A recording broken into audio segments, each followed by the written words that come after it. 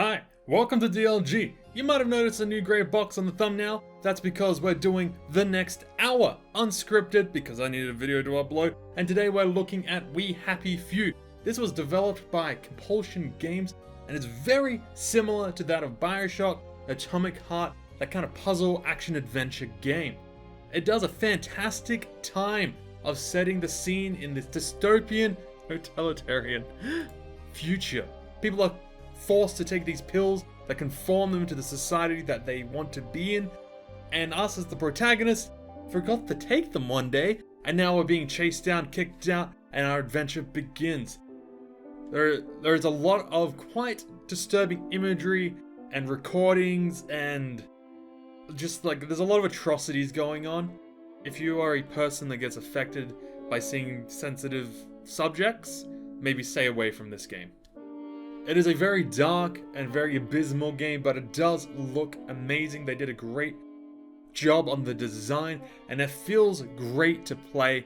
It has a very basic combat system that looks like it's going to get repetitive. I just got into like my first couple of bouts, and it's just block, swing.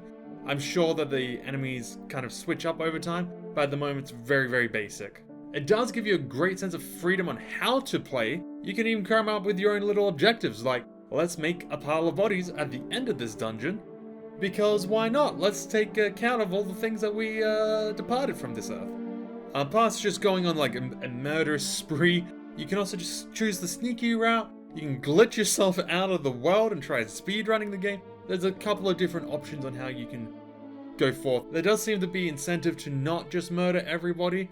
There is a settlement that you can choose to steal from, but that's going to affect how they perceive you as a character. Getting away from it all, 1964 edition. Going into like kind of more core mechanics, we've got a basic crafting system, a basic skill tree. There's not a lot of prerequisites going around. You want to craft something, you got the goods, you craft it.